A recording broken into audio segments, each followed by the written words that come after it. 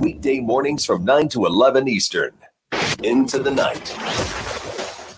Now imagine how pissed off Bryce Harper must have been while he's playing Fortnite with the bros. And he gets dropped in. All of a sudden, his computer beeps, and you have a new message. Right. Incoming email. Incoming email from the commissioner. And then he says, bros, I got to stop the Fortnite, man. I'm kicking ass here.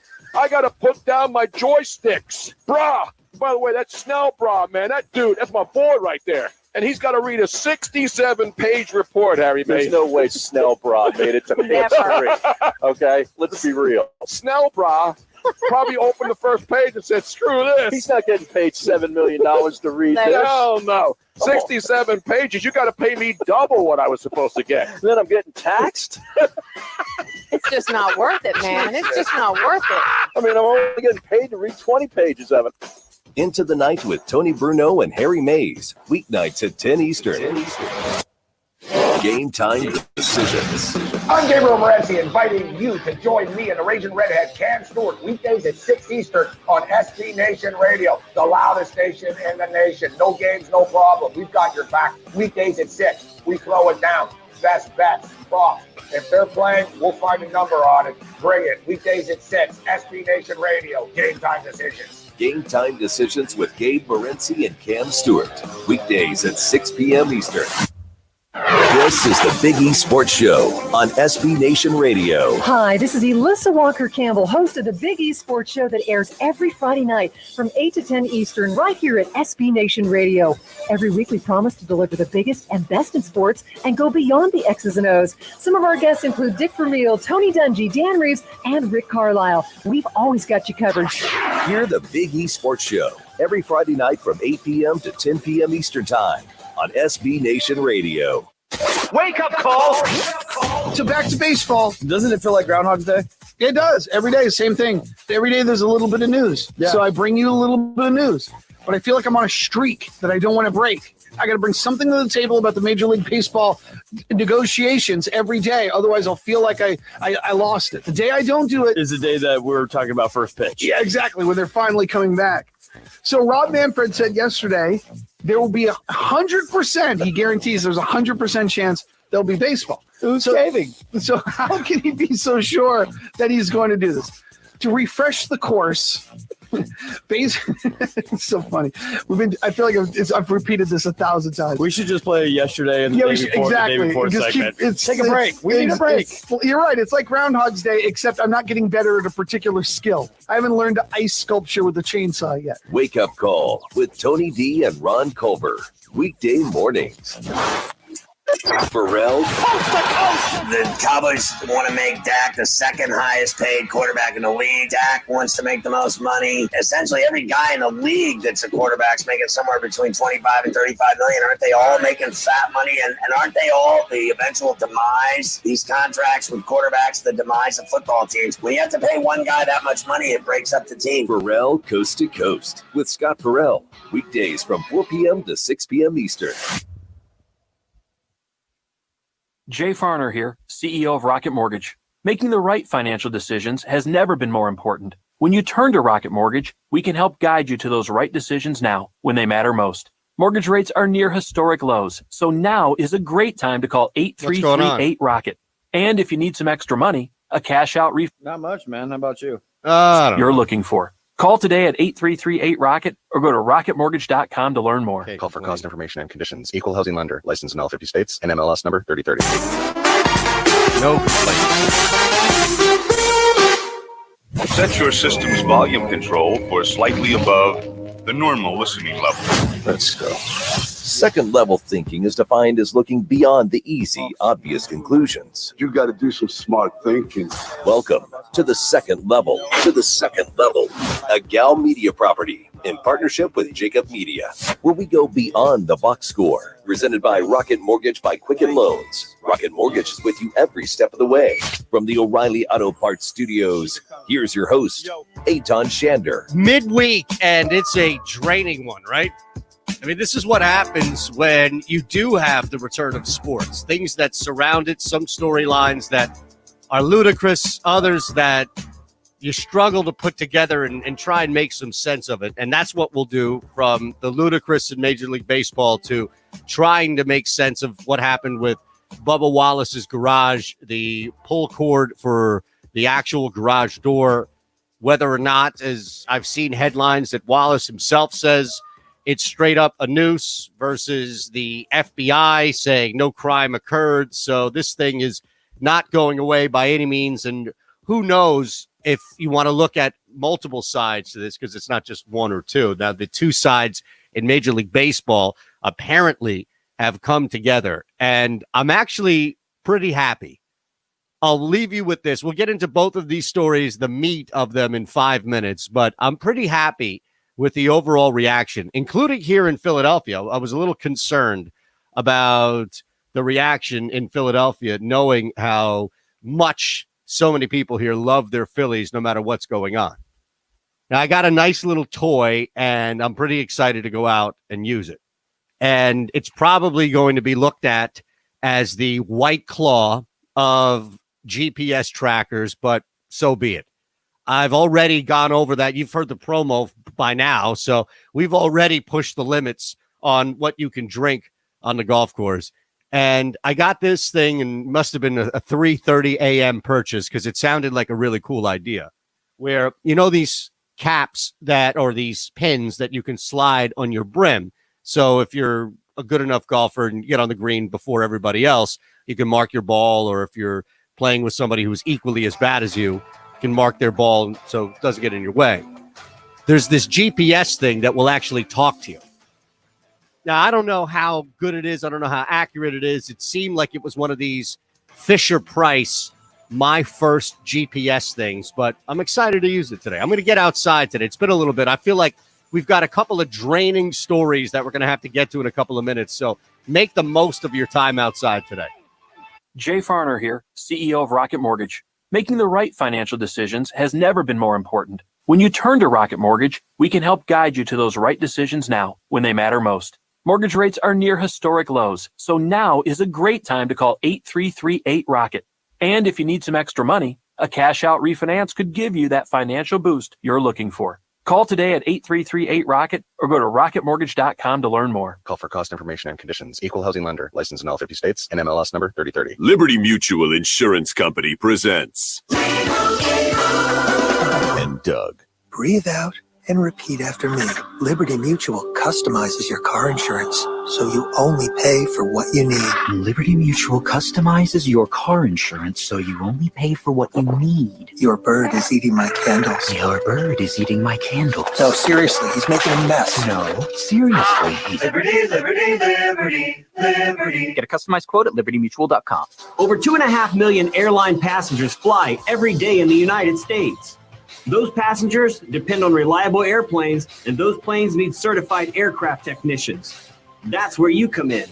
We are the Aviation Institute of Maintenance, and we train tomorrow's technicians.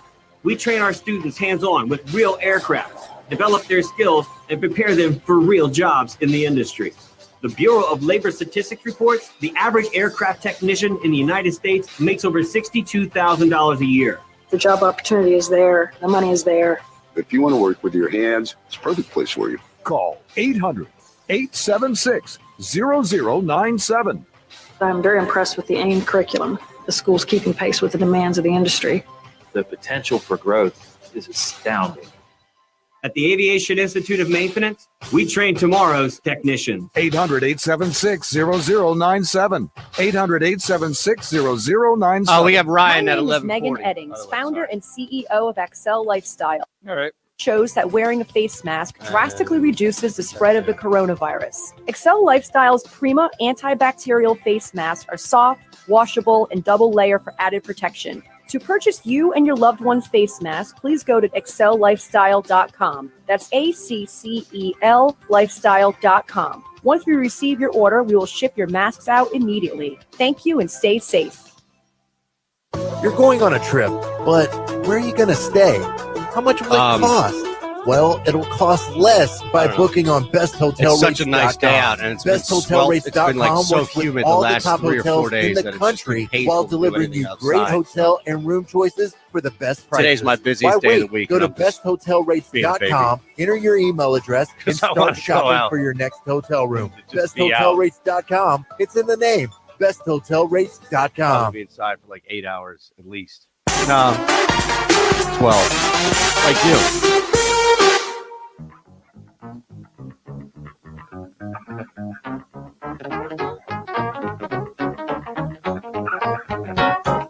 Scratching beneath the surface. It's the second level, presented by Rocket Mortgage by Quicken Loans. From the O'Reilly Auto Parts Studios, here's Eitan Shander. That sounds like a Friday return. I love it. We need something like this. It's a hump day. It's a Wednesday. Hump It's day. We middle of gotta the get week. through it, man. Seriously, I love it. We basically should treat Wednesday like a Friday to get through Wednesday, right? Yeah, but then it might confuse us, and we may not show up tomorrow. Well, you're going to be there regardless. You've got 3 shows that rely on you. That's true. So you can't forget. Tony might sleep through. I might just forget. Asman probably is already planning on sleeping over so we could get an early record with Herm Edwards while Herm's on the treadmill at 5:30 in the morning. So I don't know. Half the people will probably already be there. Now, we've got the 2 big stories right now, NASCAR and Major League Baseball. NASCAR is very confusing. Major League Baseball is pretty straightforward. And before we even look at Major League Baseball's return, if you will, in any level of depth, I was pleasantly surprised to see a lot of people begrudgingly accept this decision at best. A lot of other people thought, you know what? It's not worth it. It's not worth it at all. And I wrote about that today in my weekly column in phillyvoice.com. And we talk about everything, not just regional stuff. And that's why I write it, to kind of give more of a national perspective on a lot of things. And that was my biggest takeaway, which has been for a while. As you know, we've been talking about this on the show. But I was happy to see people retweet other similar sentiments into my timeline and looking at replies and responses and knowing that it's going to carry over local radio shows around the country. And you can even weigh in here. We allow that for you at 800-224-2004. But I also get that Major League Baseball provides something, if it's now even an escape or if it's a big major sport in people's lives. But MLB has provided this for a long time, and it's generational. It's been handed down, and this is not new. I remember being in Nashville a couple of years after the Preds were in existence, and there was discussion about taking them out, removing them, and bringing them to, I think it was Oklahoma City was the first place it was rumored. And I was amazed to see the level of solidarity that fans for the team that wasn't even a decade old were standing together to keep. And baseball has been around for so long that I think it's ingrained in some people. But watch, there's so many different reasons to just turn your back and take the year off. Nobody's saying never watch again. Just take the year off. And I guarantee, I don't care what your favorite team is.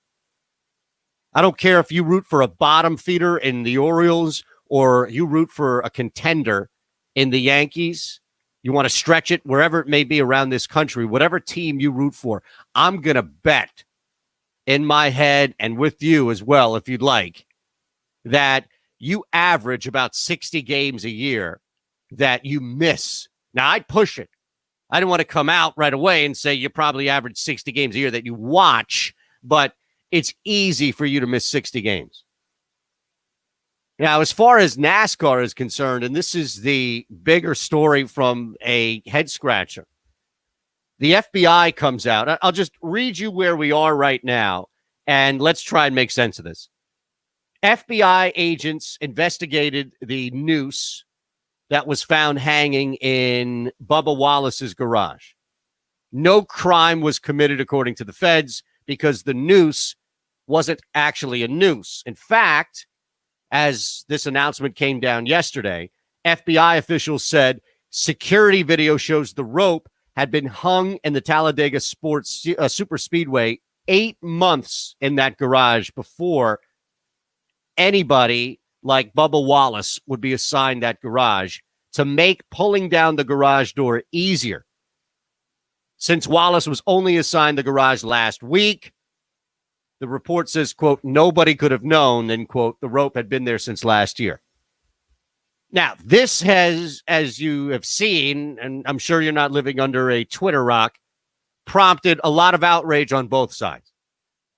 And once again, we have something that happens in front of us, but your worldview has already been confirmed. So now you're just trying to find the solution that already fits your preconceived worldview. And that's unfortunate, but we're so far polarized now that just asking you to stop doing that is just like spitting my wheels in mud right now.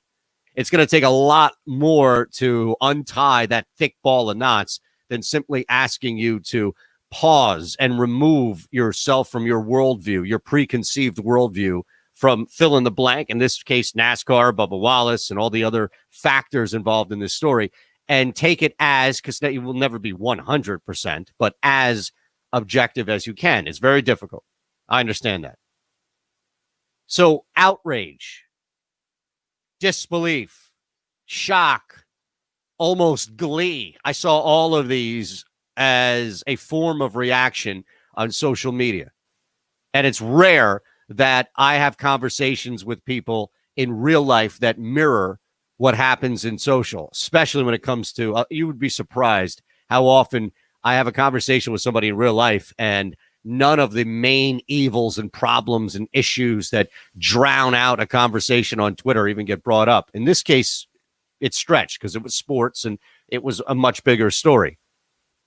And now there is disbelief that NASCAR's covering this up. There's just no way that it wasn't a noose. It's a noose. Bubba Wallace was getting heat like Jussie Smollett that he allegedly made this up, which the FBI report does not indicate in the slightest that this was some sort of form of Wallace creating this. Clearly, this thing was there.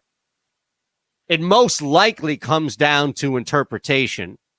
But at the same time, when you look at everything that's in front of us, there really isn't anything that would explain away somebody making that pull cord in the form of a noose just to do it, knowing that it would be in the form of a noose, not in the sense of, hey, Bubba Wallace in 19 months is going to be assigned this garage. Let's make a specific statement there. But it might, and I say with what's in front of us, it might speak to the level of comfort that somebody could create a noose out of a pull cord, a rope, if you will, that would make it easier to open up the garage.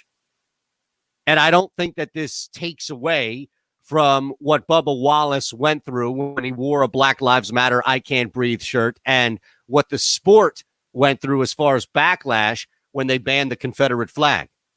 That wasn't created. Bubba Wallace didn't just wake up one day and say, hey, guys, why don't we just create this controversy? I'll wear this T-shirt. You'll take down the flag. And next thing you know, everything will go crazy. A couple of these wackos are going to say no more, and they're going to leave the sport. That's fine. We'll create this huge controversy. And then in about 6 months, the flag will be back up. I'll stop wearing these shirts, and everybody will forget about it. Doesn't seem like that's the case. It also doesn't seem like Bubba Wallace is moving away from this being a noose. And I'll read you Wallace's comments before we kind of look at this. He said it's straight up a noose. He's upset, mad, because people are trying to test my character and the person that I am and my integrity.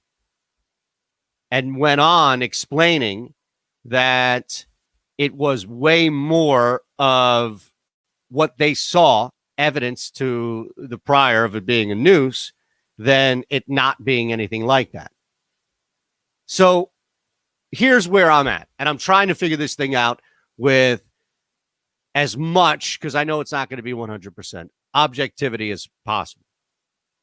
Could it be, and let me present this scenario, and I don't know if you're going to find anything factual that's going to say yes 100% or no, sorry, let's shoot it down. But again, I'm trying to go with what I have in front of me. it seems as if the noose, the rope, if you will, the garage pulley, the rope, was tied in the form of a noose. Now, that can be one of two ways. It can be simply because that structure, if you will, of the rope makes it easier to grab and pull down and grab and pull down. Or it was done because NASCAR is very loose and open with a culture that can allow, maybe not encourage, but allow that type of behavior to where you can joke and say, hey, let's turn this rope pull into a noose and laugh with all the buddies that you have in your garage and just leave it there because who's going to say anything? Now, I don't think we have enough factual information to determine either, unless they were able to go back and find video, if there even is any, of the day in which that thing was put up and the nature of the conversations that were surrounding it. Is it as simple as, hey, Chuck, this thing keeps sliding on us. We can't open it. The mechanics keep busting. Can we make something that's easier to pull down? You know, that one little rope is not working. Why don't you tie it together and make it some pulley, something like that? Or is it, hey, Chuck, look at this thing. Laughing about a noose, creating the rope pull into a noose. Now, from there, because it looks to be one of two scenarios, maybe there's a third, but those look to be one of the two most obvious, applying Occam's razor here. From there, you have interpretation. You have, well, did Bubba Wallace correctly interpret this, or did Bubba Wallace and his crew misinterpret this? He's standing by that this was a noose, that this is something that was there. And we just had a week ago the sport continue to deal with internal backlash from fans and even drivers about removing, or drivers at the time, removing the Confederate flag, which would suggest that there is a culture in NASCAR, not even a majority. I'm not jumping to that conclusion. I'm saying the fact that there was resistance about allowing, or first off, having for so long, and then the resistance of pulling down that flag to the nature of downplaying what Bubba Wallace was going through. That's where you almost had some sense of victory, that Bubba Wallace was exposed.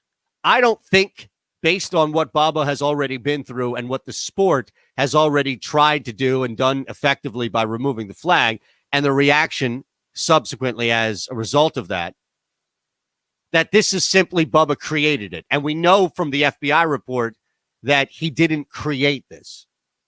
So where is the confusion now? As we talk through this, where truly is the confusion? In the interpretation of what the rope was? We know, based on everybody, all sides involved here, why it was there, why it was used to open up the garage door. Every now and again, your mechanics break down, the button doesn't work, and you need to get your car out of the garage, so you have to use the pulley. Anybody who's been in a garage, your own garage, you know what a pulley is. I have to look and see what mine looks like. That thing is really small. The pictures that have come out are really small, but that doesn't indicate that it wasn't done off malicious intent, and the chances of Bubba Wallace being assigned that garage at that race, one in fill in the blank, it just so happened. Could this all have been a matter of coincidence, where somebody, not thinking it through, tried to make that pulley easier and created it in the fashion of a noose? They used it, it worked, they left it, and by circumstance alone, Bubba Wallace was assigned this garage. Wallace, the only black full-time driver in NASCAR, is going through a lot right now. A lot of backlash, a ton of support. Has that mentality already of being on the defense, and rightfully so, because he's one of the few people that spoke out initially.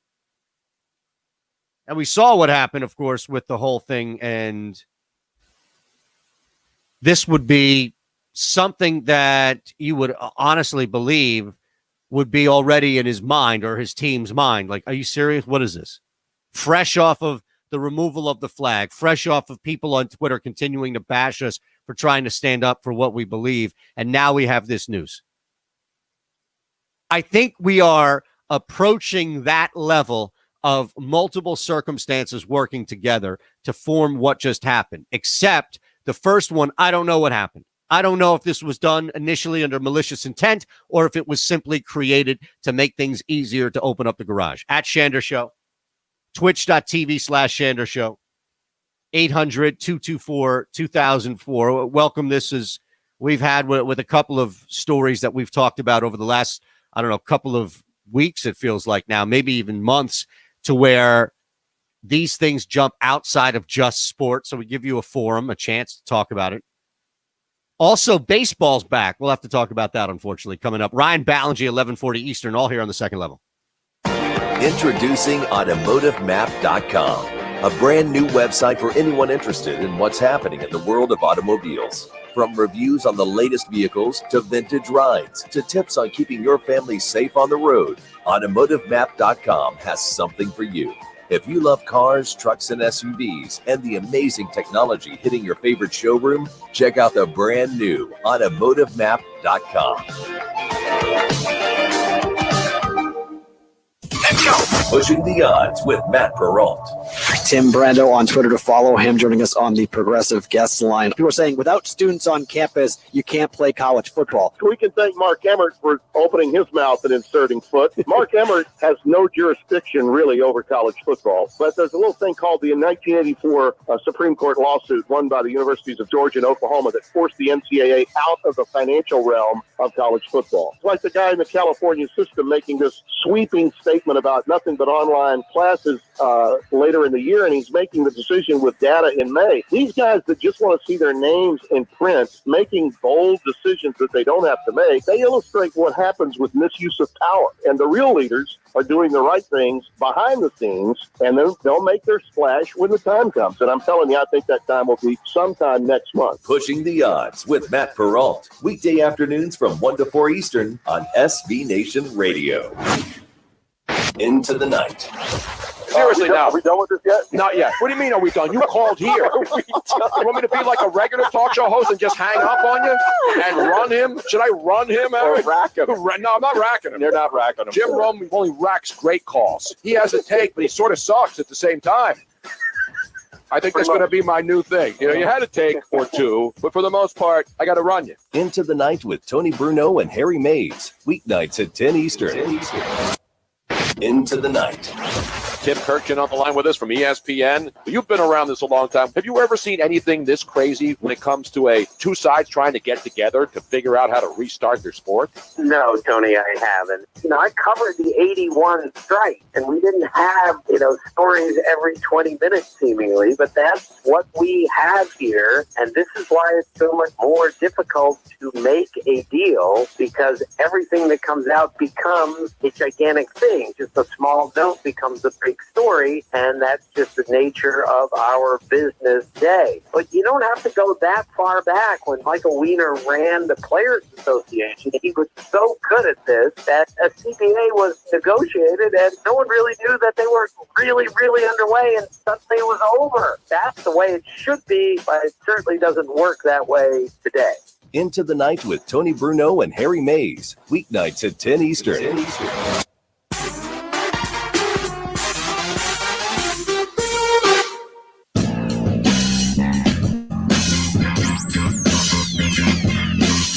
You're listening to The Second Level, presented by Rocket Mortgage by Quicken Loans. From the O'Reilly Auto Parts Studios, with way more than the scores, here's Eitan Shander.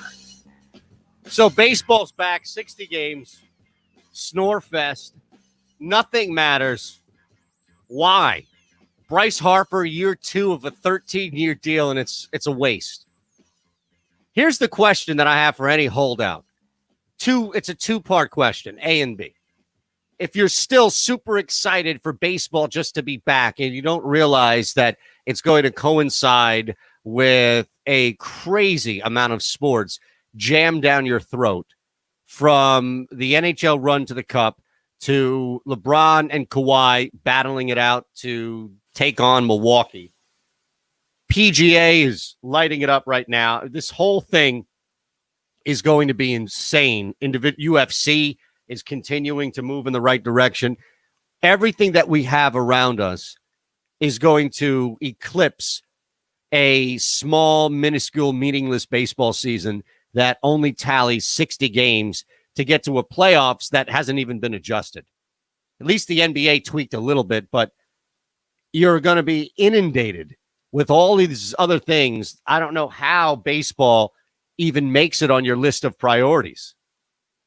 I don't get how you could even look at that, to be honest with you, and suggest to me that baseball is going to be in the position where you're going to watch it over anything else that I just mentioned.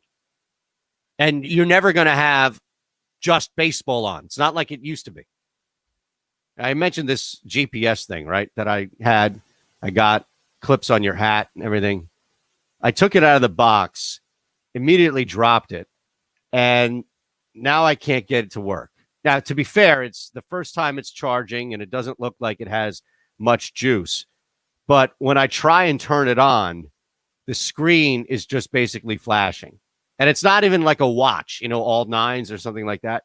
Now, the reason why I'm upset about this is because it's supposed to clip to your hat. It's supposed to be up there. You're telling me that nobody has ever grabbed this thing from their hat and discussed that they've hit the ball 60 yards off the tee, and they want to figure now what club to use out of that thick rough. So they're walking up, staring over the ball, and just grabbing it. It's going to be hard for me to believe that I might have to return this thing already. Now, here I am excited. The humidity's down for the first time in a long time. Seems like a week where you could walk outside and not break into an immediate sweat. Still plenty of fireworks, though. Fireworks every single night. I guess the heat and the humidity has not been a deterrent for people setting off fireworks across my area, all the way up New York City. I know Boston, all around the country, you have pockets of cities that are just lighting it up every single night. So baseball's back, and here's where I would ask. First, how many games do you miss on average? Just think about that. You don't even need to tweet me or Twitch me or anything else. I want you to be honest with yourselves, though. On average, how much baseball do you miss per season? There's 162 games. You're not going to watch all of them. It's very difficult for me to believe that more than 2 people listening right now watch 162 for 162. 130, 100. Okay. I think that's a pretty good range for the diehard baseball fan. Really. Even when the Phillies were cooking with Harper last year, the level of excitement, and the team wasn't playing exceptionally well after the first, 55, 60 games. But despite that, you have a new manager here. The team's expected to be a little bit better. The average fan, I would say, watches anywhere from 70 to 90 games. I think that's fair right now. The average baseball fan, and I'm saying the average baseball fan, I'm not saying the average sports fan. You notice the difference? The average baseball fan misses more games than you're going to have this year. So it's not going to be painful if you look at the numbers itself for you to turn around and miss this. Oh, man, I don't know what happened. One thing for sure is the sport itself is not going to provide this level of, the firework, if you will, right from the start. Opening day, bam, and then all of a sudden it's a race. It's a sprint to the finish. All right, the Quiz Kids weighs in on Twitch. I probably watch or listen to about 100 games. Thank you. That's the most honest answer that I think you're going to get. And anybody who watches more in about, the low triple digits, I'd say 1 to 105. Anybody watching more is either lying or that's what they do. They watch, and Quiz Kids local here, but that's what they do. I don't care if you're local to Philly or if you're in LA, wherever you may be. You're not watching the Lakers. You're not watching you're not watching what's the LA Galaxy? Sorry. Jeez. It's been a while since I gave that a reference. New football teams in town, none of that. That's why I think that it's such a small amount of people. The other thing is, do you really want to hang a banner? Would you want to hang an NL East or a World Series banner where you won 40 of 60 games and eat your way through a playoffs where everybody else is like, no, that doesn't count. No, I don't want to see that. Jay Farner here, CEO of Rocket Mortgage. Making the right financial Hey, Ton, I'll be right back. and more important. When you turn to Rocket Mortgage, we can help guide you to those right decisions now when they matter most. Mortgage rates are near historic lows, so now is a great time to call 8338-ROCKET. And if you need some extra money, a cash-out refinance could give you that financial boost you're looking for. Call today at 8338-ROCKET or go to rocketmortgage.com to learn more. Call for cost information and conditions. Equal housing lender. Licensed in all 50 states. NMLS number 3030. At CDW, we get that working remotely can make people feel disconnected. I went from catching up with coworkers around a water cooler to hanging out around my cat's water bowl. Fortunately, CDW can help your employees stay connected by implementing a secure by design Google Chrome Enterprise solution that protects every Chromebook. Gotta run. The boss is calling. Mr. Whiskers sounds very demanding. IT orchestration by CDW. People who get it. Find out more at cdw.com/Google. Your employees and customers have new expectations when it comes to cleanliness. Cintas has the products and services you need to feel prepared. A trained Cintas technician can apply disinfectant and sanitizer spray to common surfaces. And we'll keep you well stocked with gloves, face masks, hand sanitizer, and disinfectant wipes, professional cleaning supplies, and PPE. Just a few ways Cintas can help you keep your business safe. Visit Cintas.com and get ready for the workday. I've always wanted to learn another language, so I decided to give Babbel a try, and I really like the teaching method of the app. I started with the beginner lesson on Babbel, and soon you're putting words into a conversation. Each lesson takes about 10 to 15 minutes, and they're all really different, which keeps things interesting. I can't wait to use my Spanish skills in real life. Dos cervezas, por favor. Now try Babbel free. Just go to Babbel.com and start learning a new language today. That's BABBEL.com. Over 2.5 million airline passengers fly every day in the United States. Those passengers depend on reliable airplanes, and those planes need certified aircraft technicians. That's where you come in. We are the Aviation Institute of Maintenance, and we train tomorrow's technicians. We train our students hands-on with real aircraft, develop their skills, and prepare them for real jobs in the industry. The Bureau of Labor Statistics reports the average aircraft technician in the United States makes over $62,000 a year. The job opportunity is there. The money is there. If you want to work with your hands, it's a perfect place for you. Call 800-876-0097. I'm very impressed with the AIM curriculum. The school's keeping pace with the demands of the industry. The potential for growth is astounding. At the Aviation Institute of Maintenance, we train tomorrow's.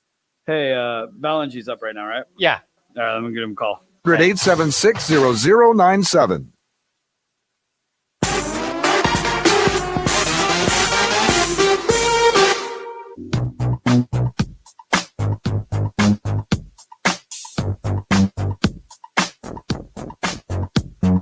Dealing with the root of the issues. It's the second level, presented by Rocket Mortgage by Quicken Loans. From the O'Reilly Auto Parts Studios, here's Eitan Shander.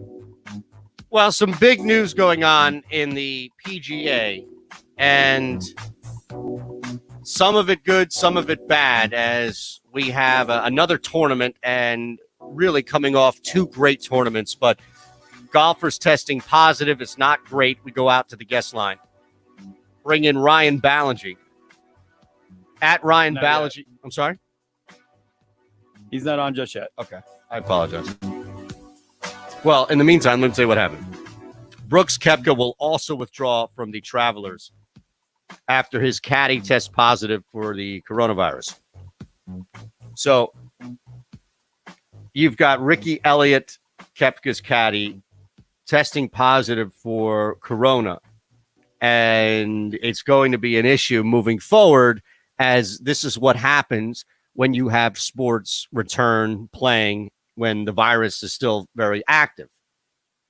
Now, we saw that Elliott tested positive. That's Koepka's caddy.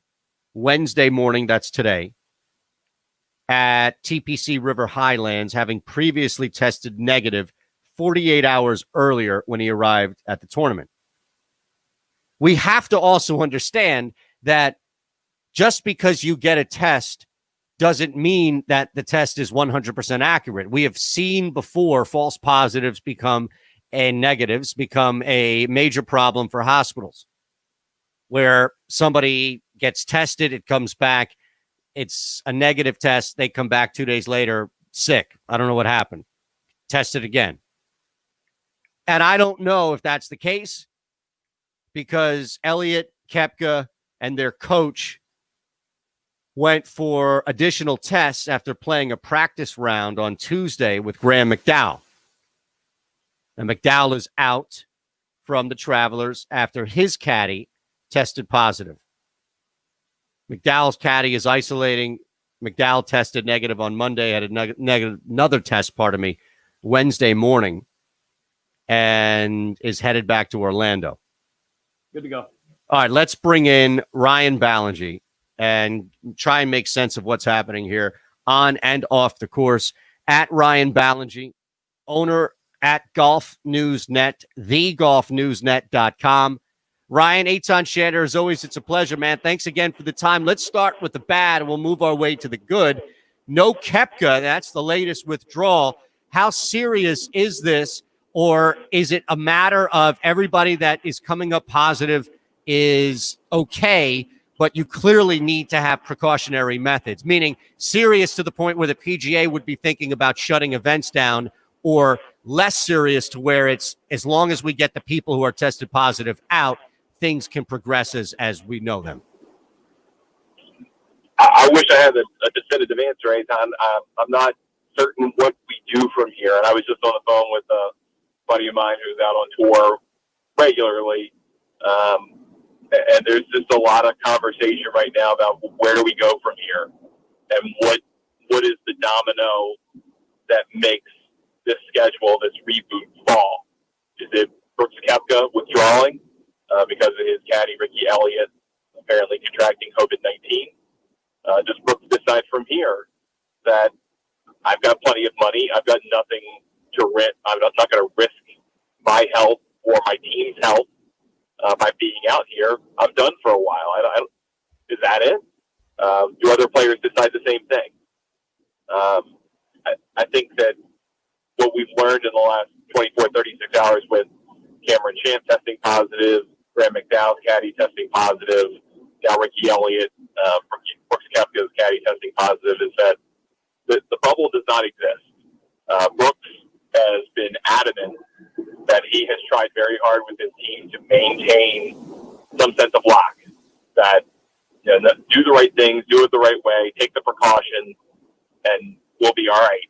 Well, apparently that didn't work out.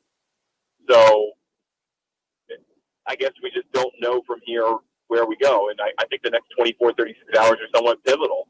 Do we get more positives? Do we get more player positives? Do guys withdraw suddenly during the tournament? And then next week, we're supposed to go to Michigan. Gretchen Whitmer, the governor of Michigan, has been very adamant about lockdown. And if she thinks that the PGA Tour could be importing cases to her state, she could say at the last minute, thanks, but no thanks.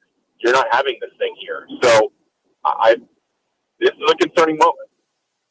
I wonder if the PGA, and this is going to be an interesting case study for the big league sports when they come back, especially baseball, where there's still going to be a virus that's prevalent.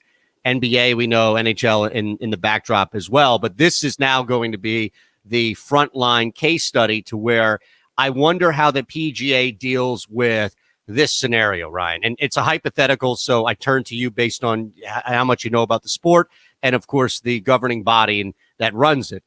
But a scenario where more people do test positive, yet nobody, and I'm not downplaying this by any means, I'm just creating this hypothetical, which seems to be more often than not. Nobody is truly sick. They just need to be quarantined and removed. Meaning, can the sport survive week to week if nobody is truly sick, but asymptomatic people who are testing positive are being plucked and removed and quarantined?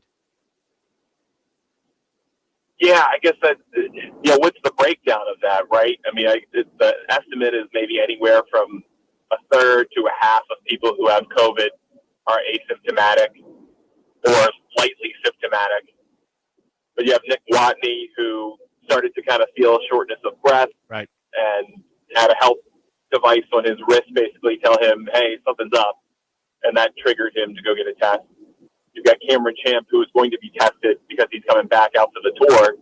He popped, but was asymptomatic. I guess the concern, if you're the PGA Tour, just from a public health standpoint, is I'm more worried about the Cameron Champ not knowing they have it and giving it to some of the people who are older, who may have a more adverse reaction to it up front. It's not just players. I mean, caddies, a lot of caddies are guys in their 40s, 50s, and 60s. You've got coaches who are out there. Again, same variety of age groups. You got guys who are 60 and 70 years old who are caddies or coaches of players. And what if they get it? And then something terrible, a horrible health outcome happens. And we also really don't have a whole lot of good data yet on what the outcome is for you in the long haul. Right. After you have COVID. We just know you get better from where you were, but does that mean your lungs are scarred or you have some kind of pulmonary problem, or we just don't know that. And so I think if you're a top player and you start thinking about gaming all of that out, then you've got plenty of money. You don't need to be playing, no offense to the Travelers Championship, you don't need to be playing the Travelers Championship if you're concerned about that. So does the tour, how can the tour keep the top players interested if the risk to them increases? Ryan Ballengee joining us at Ryan Ballengee. Again, thegolfnewsnet.com, at golfnewsnet on Twitter. It's a very interesting predicament that they find themselves in, because we've talked about this in the past about just making it tighter and creating some sense of a bubble, but that's clearly not where we're at right now. Is that, do you think, an easier solution, or maybe easier said than done solution, is to just tighten everything up? Because whatever's happening right now, either guys are coming in and they're testing or negative, and there's a false negative, but I doubt that every single person was a false negative. So something is happening once they arrive, and it might just be simple as, walking around town, right? So is there a way in which they can truly restrict everybody and say, you can't leave your hotel room, or you can't leave your room in the adjoining room where their caddy and coach are? I don't know what the solution would be, but I would imagine it would have to be at least starting in that direction, Ryan. Yeah, but I don't think that there is that solution, because technically all of the PGA Tour players are independent contractors. They aren't employees of the PGA Tour. They do whatever they want. And the caddies are employees of the players, so they can do whatever they want. There's nothing to stop them from doing things that could be irresponsible. But then again, with Ricky Elliott's case, you could still do all of the right things, or something close to all of the right things, and contract coronavirus. You got so many variables in running a tour that is flying everywhere. We talk about all the other major professional sports looking to come back. We talk about the NHL and the NBA. They want bubble cities. They want host cities that will keep the players in one place. And yeah, there are variables there, but you take the travel variable away. The biggest variable probably for the PGA Tour is travel, because you can go on and go off of tour. You can fly commercial, you can fly private, you can go through an airport. Every state has different rules about testing, different rules about who can do what, who has to wear a mask in public, where they've got to do all that stuff. And the tour can't control any of those things. They can only control so much. And they're trying to do the best they can with that. But even still, the control that they can exert doesn't mitigate enough of the factors to prevent things like this, or prevent people from getting it. And so that's great that they're trying to do what they can, but this is almost out of their control, and it probably was from the beginning. I wonder if you anticipate, outside of the obvious, which would be somebody testing positive, either the golfer himself or somebody like the caddy coach scenario, Do you think that somebody from a precautionary method in the next day, because it's going to start tomorrow, will pull from this? That's going to be a good question. I think it's this 24, 36-hour window where optics mean something, because Nick Watney looked like he was a false negative. We've got an asymptomatic case. We've got guys who seem to be doing the right thing, catching it. It doesn't seem like there's anyone who's tested positive so far that was flouting the rules and not trying to do their part. So I think if you're a player, again, you got to be somewhat concerned. I mean, it's a wide political spectrum on the right on the PGA Tour, and the kind of guys with an independent streak who think, that I want to do things my way, and I'm not going to live my life in fear, or whatever their terminology would be. But I would think at a certain point, if there are players who are just going to walk away because they have the financial means to not be impacted by it, but there's still going to be a large segment of players who have to make a tough economic choice because they weren't earning money for the last 3 months. And yeah, the top guys are millions of dollars, but the guys who are 80th, 90th, 100th worst in FedEx Cup points, they may earn $1 million in a year, but they pay a lot of tax, they pay their caddy, they pay their coach, they do this, they pay their travel.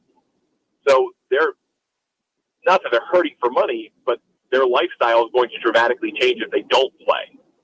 So they're going to have to make a choice here. Do they keep trying to play? And I guess it also comes down to sponsor decisions, because sponsors can say, I don't want my name on this. I don't want to be responsible for running a tournament that could get people sick. So they've got to make a choice.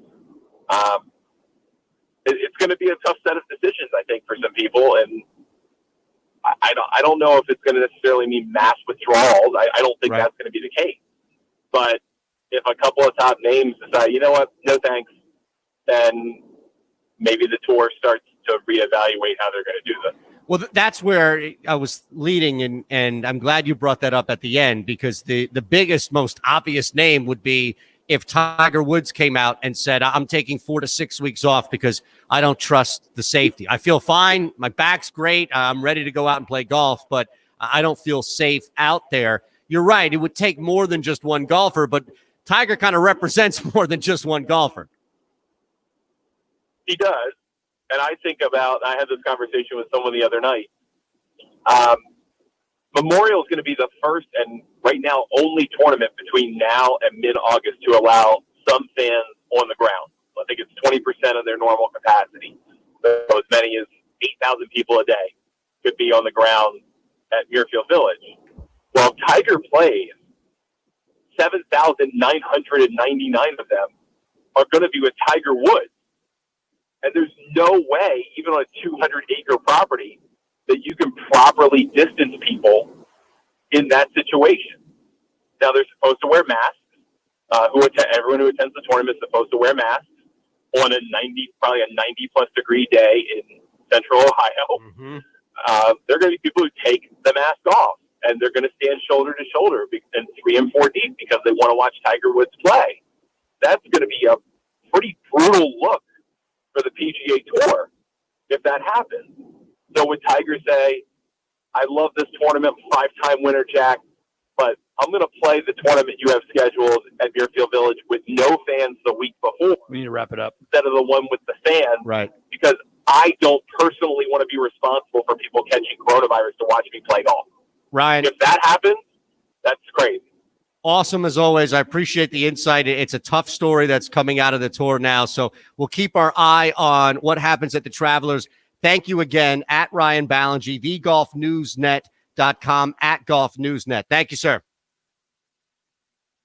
Pharrell. Coast to coast. People used to say, oh, that Pharrell guy, he's on late at night. He doesn't matter. Well, how do you like them out? And 4 It'll be a tight one. Okay. Eastern on SB Do you want to Nation. kill any rejoin or promo or something? I can't. You can't kill a promo?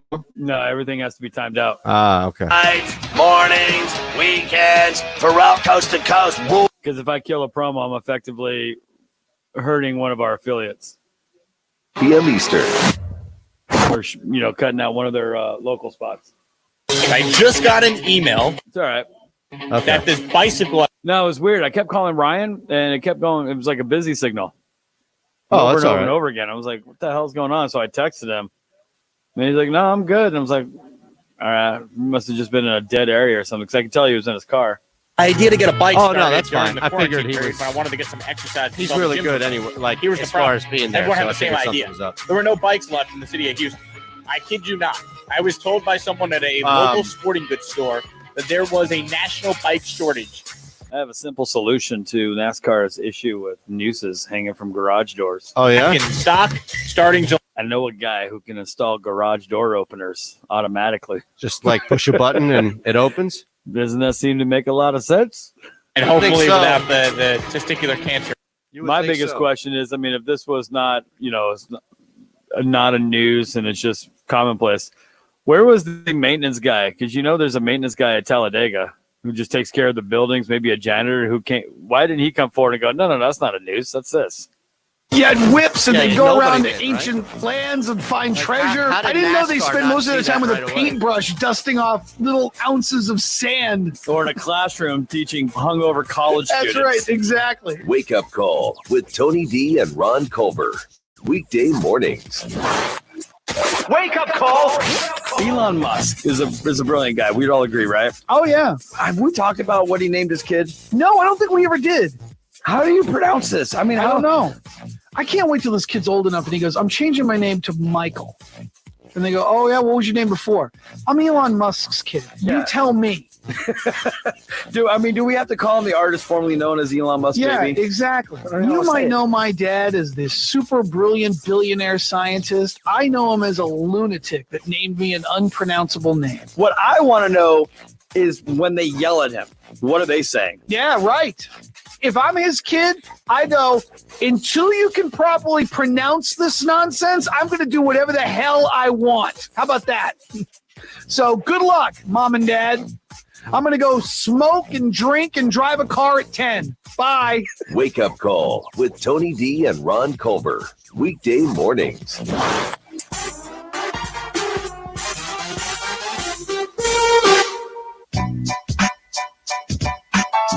Dealing with the root of the issues. It's the second level. Presented by Rocket Mortgage by Quicken Loans. From the O'Reilly Auto Parts Studios, here's Eitan Shander. All right, we're back for our second hour in a matter of minutes. Fake news with Ron Culver. We've got 3 stories in sports right now. The ongoing saga with Major League Baseball back. Bubba Wallace maintaining what he found was a noose. NASCAR, the FBI said no, not so much. And Brooks Koepka, the latest golfer to withdraw from the Travelers. Sounds like a pretty beefy hour. I'm looking forward to fake news most. I don't know about you. At Shander Show, twitch.tv/Shander Show. We're back in a matter of minutes.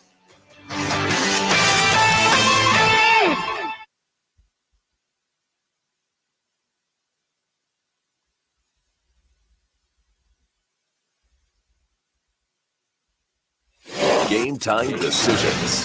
What's up, everybody? I am Gabriel Morency, inviting you to join me and the Raging Redhead, Cam Stewart, weekdays at 6 Eastern on SB Nation Radio. No games, no problem. The countdown is on. Sports will be back. There are games being played right now in China. We've got German soccer. If there's a line for it, we're going to break it down right here. Weekdays, 6 o'clock, SB Nation Radio. Be here. Game time decisions with Gabe Morency and Cam Stewart. Weekdays at 6 p.m. Eastern. Into the night. Ladies and gentlemen, the man, no matter what they're paying him at TNT, It's not it enough. ain't enough. The great Charles Barkley. Chuck, you said it earlier. Shaq said it. They shouldn't bother to even finish this season. Do you still believe it? I know you said that they are going to play. Do you still believe that it's not worth playing? Listen, I'm 100% sure they're going to play, just from what I'm hearing from my people, but I just don't know how it's going to be safe. I really don't. I would hate for something bad to happen, and I would hate to see one of the stars get hurt and they lose in the first round or second round of the playoffs to an inferior team. Let me tell you something. You can have 100 players on a team in the NBA. If you lose Giannis, LeBron, James Harden, Russell Westbrook, it don't matter about those other 99.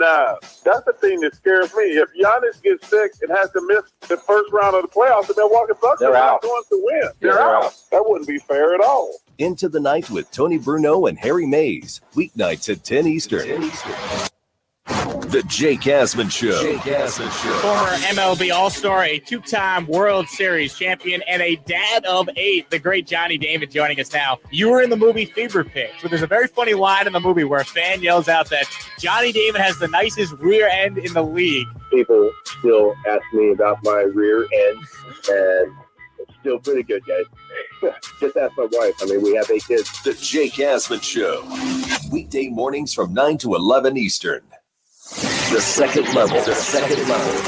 I'm trying to be more conscious about what I'm eating, what I'm drinking, and cutting back beer. And so I tried something 2 weeks ago, and ever since, it's all I drink. Do you want to guess what it is first before I explain it to you? Because you know it's something that if I'm admitting, it's going to be something where people are either going to make fun of me or judge me for. White Claw. Absolutely right. A lemon lime.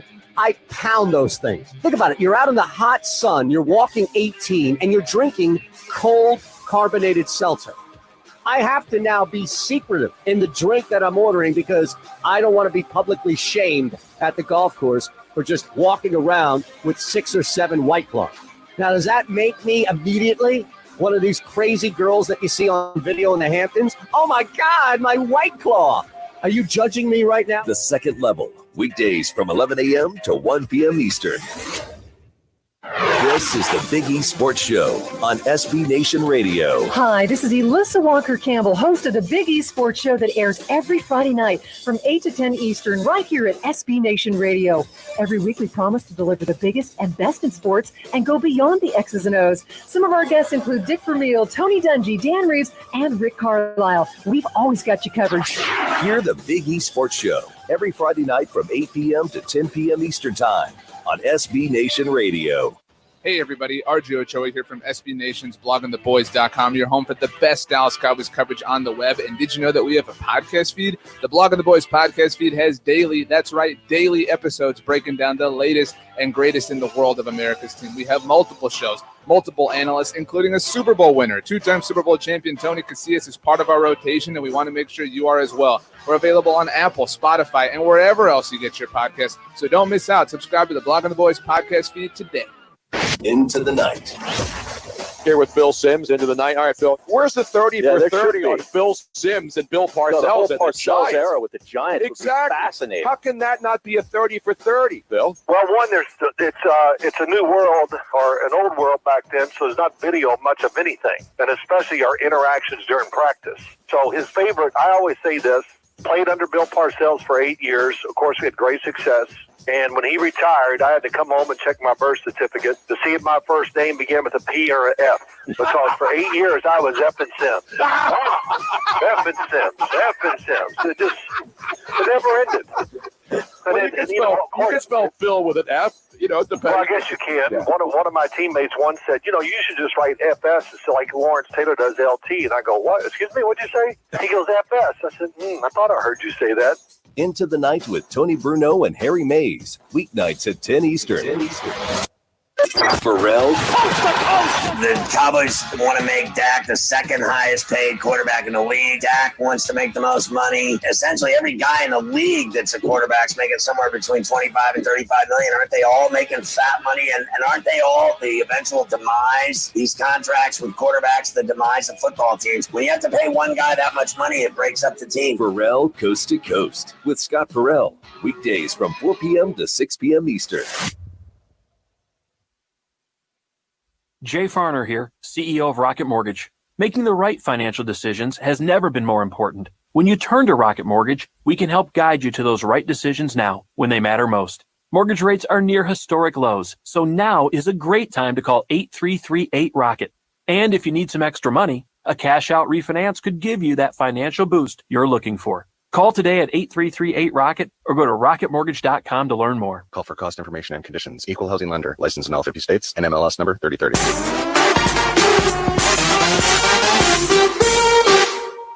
Set your system's volume control for slightly above the normal listening level. Let's go. Second level thinking is defined as looking beyond the easy, obvious conclusions. You got to do some smart thinking. Welcome to the second level. To the second level. A Gal Media property in partnership with Jacob Media, where we go beyond the box score. Presented by Rocket Mortgage by Quicken Loans. Rocket Mortgage is with you every step of the way. From the O'Reilly Auto Parts Studios, here's your host, Eitan Shander. There's a story now that, according to the, I guess, CEO of Whoop, and we just had Ryan Ballengee on, who explained how this whole thing started last week. There will now be over 1,000 Whoop straps for all PGA Tour, Korn Ferry Tour, and Champions Tour players, caddies, media, and essential workers to help prevent the spread of COVID-19. Now, I don't think that that is a statement that you can make that would be backed with any true factual data. And I've texted since this story has popped up 2 separate doctors and asked them the same question. They don't even know that I'm texting each other. So hopefully getting as much of an objective answer as possible. But I feel what's happened here is a coincidence has now led people to believe that if you monitor like the Whoop does, if you monitor your respiratory activity, that's going to be the key indicator to whether or not you have COVID. Well, the numbers are actually more than Ryan let on as far as who is suffering from COVID around the country that is asymptomatic. And that means without symptoms. That means you're not sick. You don't have a fever. That's why temperature checks won't get you if you're asymptomatic. It seems as if, and here's where it's a tough conversation to have. I'm not saying don't wear a Whoop, don't go out and buy a Whoop, anything like that. But this is not going to help prevent the spread of COVID-19. It might help you feel better about monitoring your breathing. And if you have an elevated activity of breath and your respiratory activity is elevated and you want to go get tested for COVID, go ahead. But there are a bunch of factors that would fall into why your respiratory activity is elevated that wouldn't result in you having COVID, especially if you're asymptomatic. That's not going to show up on your Whoop. It just seems like it's a little bit of a stretch there to now say this is going to help prevent it. Hi, this is Jay Farner, CEO of Rocket Mortgage. Making the right financial decisions has never been more important. We can help guide you to those right decisions now when they matter most. Mortgage rates are near historic lows. So when you call 8338-ROCKET or visit us at rocketmortgage.com to start your refinance, you'll be well on your way to saving money every month. The rate today on our 30-year fixed rate mortgage is 3.375%, APR 3.59%. Right now could be a great time for you to take some positive financial steps forward with a cash out refinance from Rocket Mortgage, which could give you the boost that you're looking for.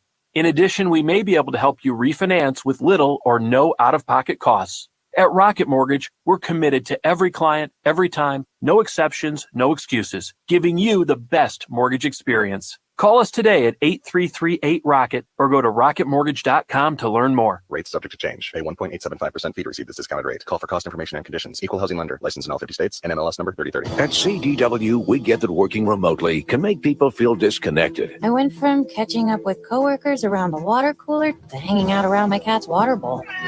Fortunately, CDW can help your employees stay connected by implementing a secure by design Google Chrome Enterprise solution that protects every Chromebook. Gotta run. The boss is calling. Mr. Whiskers sounds very demanding. IT orchestration by CDW. People who get it. Find out more at cdw.com/Google. Auto Accident Help Desk is a marketing agency connecting callers with attorneys. Providers pay a fee for advertising services. I love getting my kids ready and driving them to school. But a careless driver can change your life in an instant, and insurance companies want to settle on the cheap. Auto Accident Help Desk connects victims with powerful lawyers. They fight for you. I called Auto Accident Help Desk and got help for my pain and suffering. Don't let an insurance company take advantage of you. Our attorneys fight and beat big insurance every day. Call 800-528-6859. 800-528-6859. If you've been injured in an automobile accident in the last 6 months, You owe it to yourself to make this free call with no obligation. We're available 24/7 to help you get the money you deserve for your pain and suffering. Auto Accident Help Desk helps accident victims like you every day. Call 800-528-6859. 800-528-6859. That's 800-528-6859. My name is Megan Eddings, founder and CEO of Excel Lifestyle. Research shows that wearing a face mask drastically reduces the spread of the coronavirus. Excel Lifestyle's Prima antibacterial face masks are soft, washable, and double layer for added protection. To purchase you and your loved one's face mask, please go to excellifestyle.com. That's ACCEL lifestyle.com. Once we receive your order, we will ship your masks out immediately. Thank you and stay safe.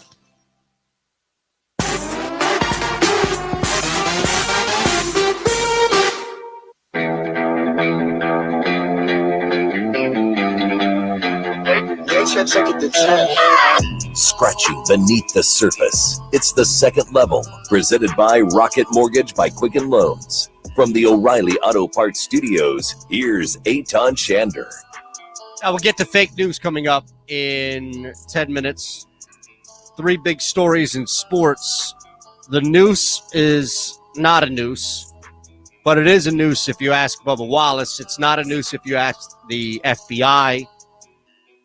Really is a lot of back and forth that has not been explained enough, because Wallace continues to maintain the details of what they found in the garage was a noose. NASCAR and the FBI, who came in and vetted this story on their terms, determined that it was set up that way. Well, at this point, I think that without getting the necessary answers, all we're really doing is assuming and putting our preconceived worldview in front of whatever may come from this. Meaning, are you really, if something changed from this now, if there was a different direction in this story, are you really prepared to accept that? Or have you already determined that NASCAR is lying or Bubba Wallace is lying? That's kind of the conversation that I saw erupt last night on Twitter was, well, somebody's lying. And then it was just whatever your preconceived worldview would be about either Bubba Wallace and NASCAR, fill in the blank. That's your tweet. It's already there. A lot of you don't realize, but your tweets are already there. That, I think the problem is you have an increase right now in awareness surrounding and really inside that sport, but it's met with this level of acceptance like everything has changed. It hasn't changed.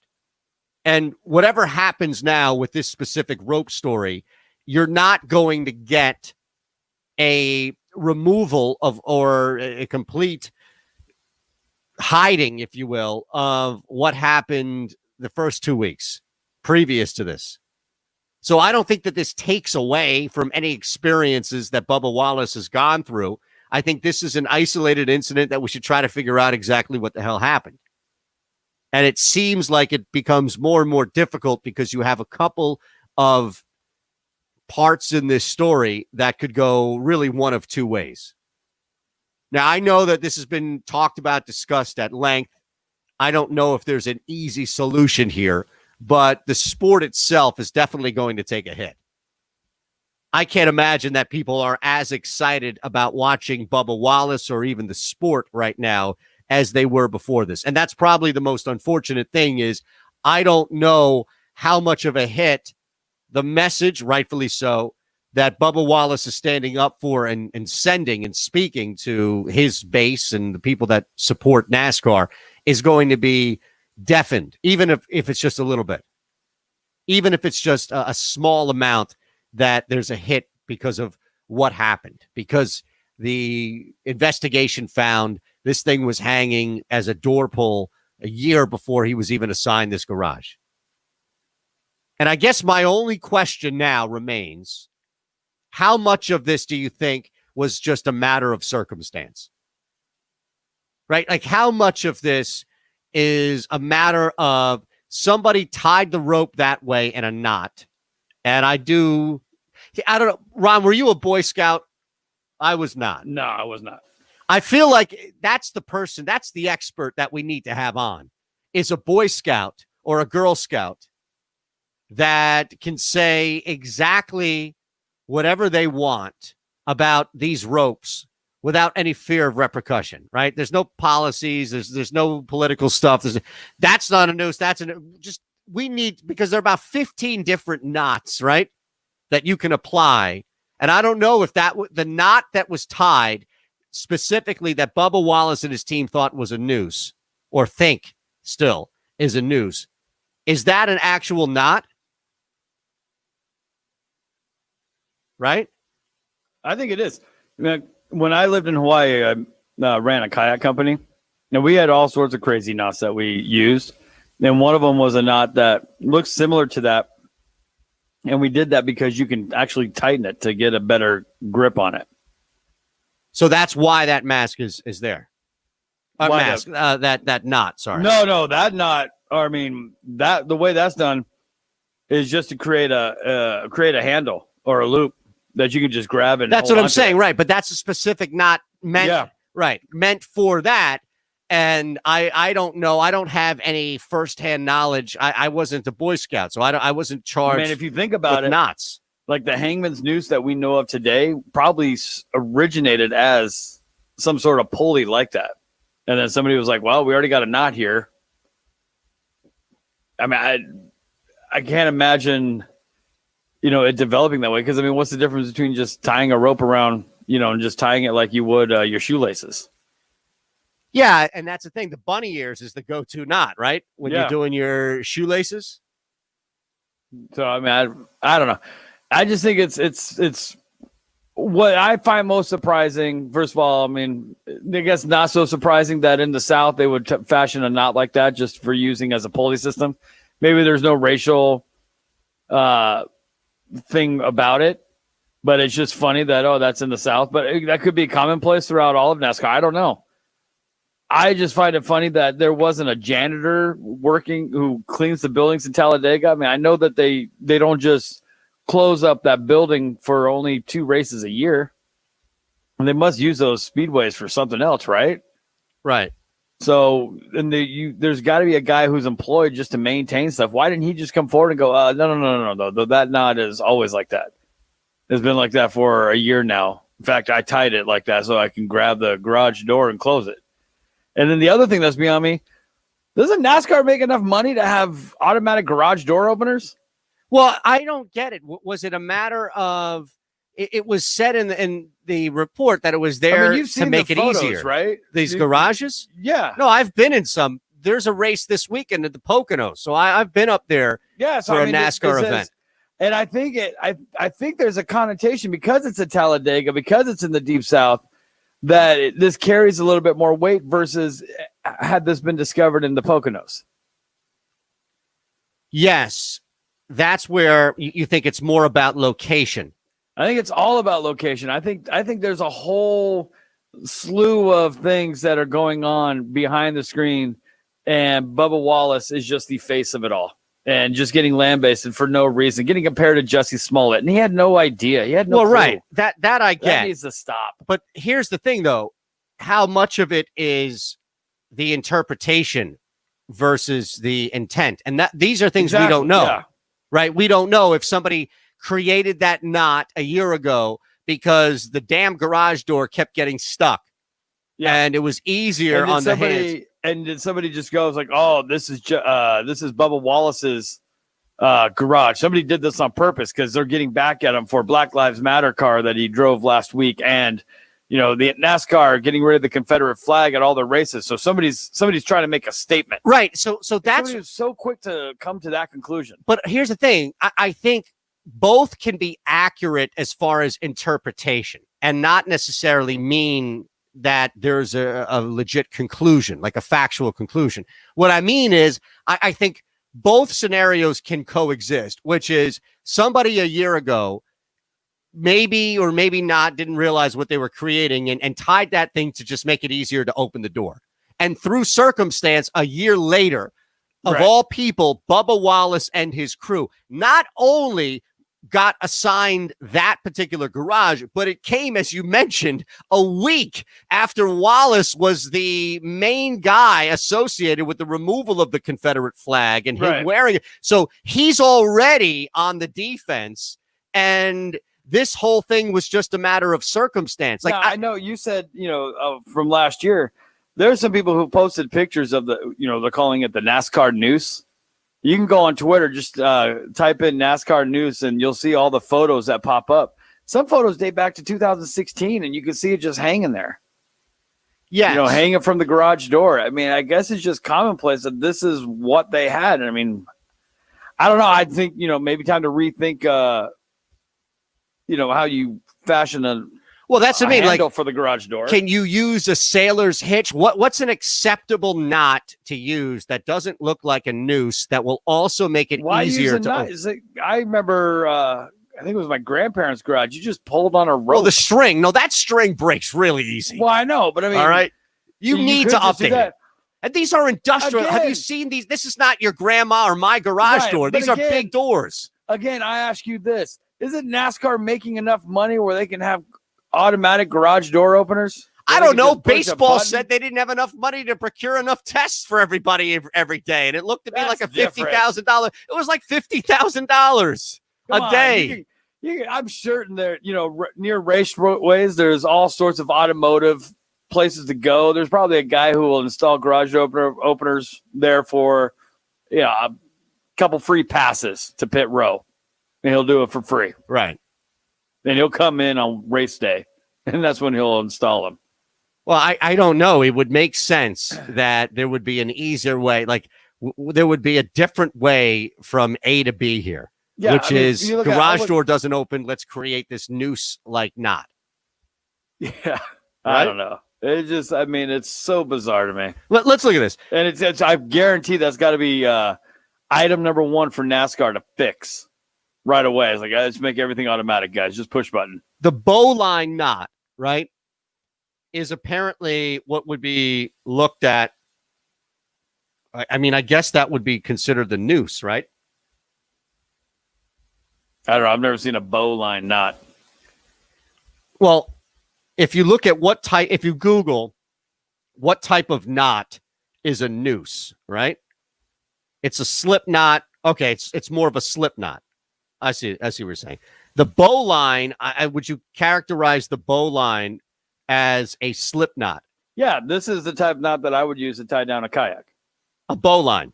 Yeah, it's because you can yank on one end of it, and it tightens itself, making it a stronger tie down. Yeah, and it's referred to as the king of the knots. Now that's not a noose, right? No, that's not a noose. Okay, but it does look like a noose when it's just hanging there. Does it? But it doesn't have like the braiding of a noose. The noose has that braiding.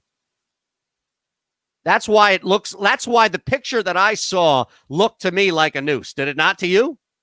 Yes. No, it had that braided look to it. Right. And the bowline knot is different. And that's what whatever this person decided to do a year or so ago, they should have just put a bowline knot in. Yeah. Because the bowline knot will slip, will move down. That's why they call it there's a non-slip cray loop knot. Is that what they should have used? Well, no, that's what a hangman's noose looks like. Loose knot, but that one doesn't slip down, so you can't adjust it. Okay. Well, what about a Bimini twist? Could you do something with the Bimini twist? No? This whole show's gone naughty. It is. We're a bunch of knots here talking about it. Why not dropper loop knot? What's that? Now you have to explain it. See, I was about to give you the Bimini twist, but it's a dropper loop knot. So picture a piece of rope going either way, and then it looks like the same thing, like where you have where you twist like the hangman's noose knot. Yes, you twist it, but then the loop is in the middle of two twist things. Okay, I just googled loop knot. Right, because you couldn't use like a sailor's hitch or a square knot. Yeah. A reef knot is what it's called, because that's just putting a knot in ropes. You're just tying ropes together. So you need something to have some sort of a handle that you can pull down. Mm-hmm. I don't know. This whole thing has turned into. I mean, there's not the show. I'm just saying the conversation of the show where this too. is. The show has already turned into that. But we Yeah. didn't need Bubba Wallace and the noose nonsense to I mean, there are turn this so into many anything different. so Yeah, there are many a bunch of different knots. I Wouldn't mean, you I got think? Farmer's loop, surgeon's loop. I'm telling you, there are all these different knots. Why? And here's double loop another knot thing. brick. Here's my last question. I know we have fake news, but we have some time to breathe today. So I had no idea that there was as many. that's what you miss without being a Boy Scout. See, here's my question.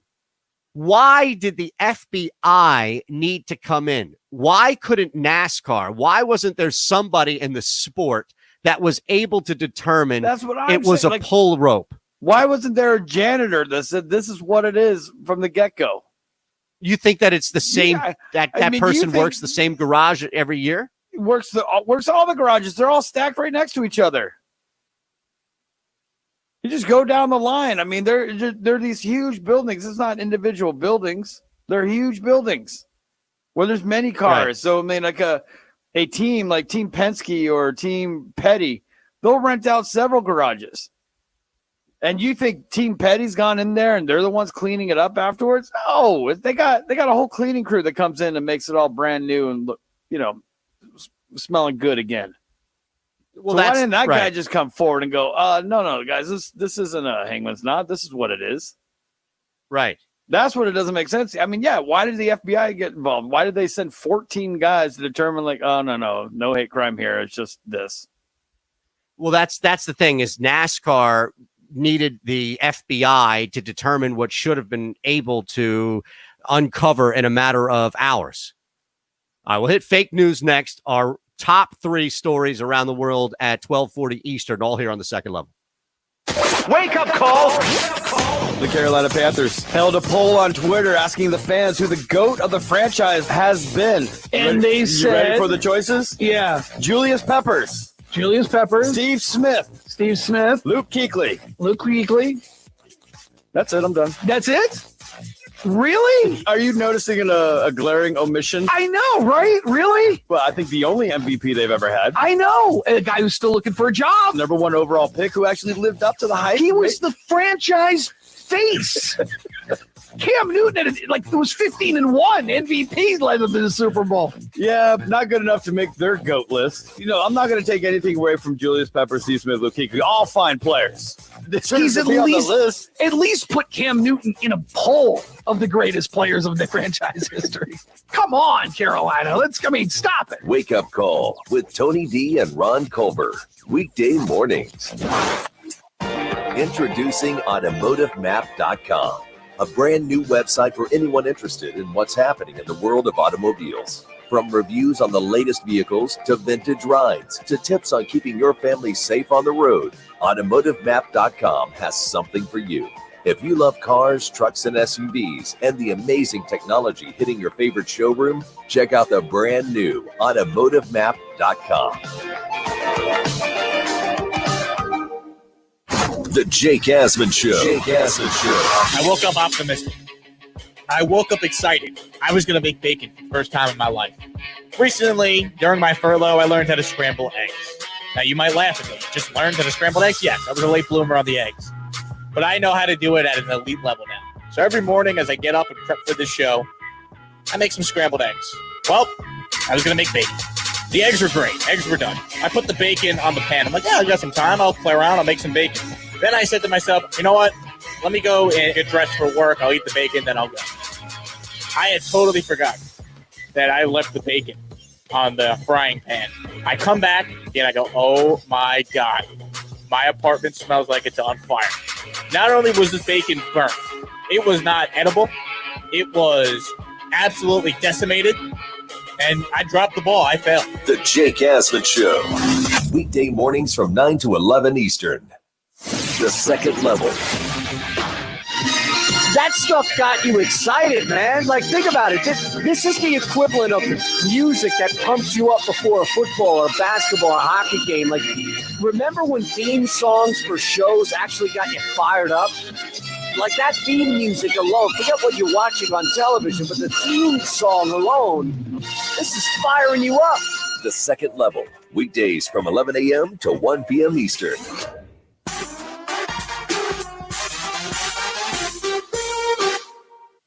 So, can I ask you a question?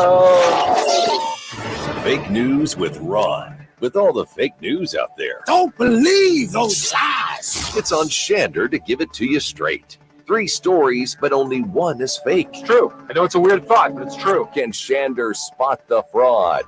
Here's Ron Culver.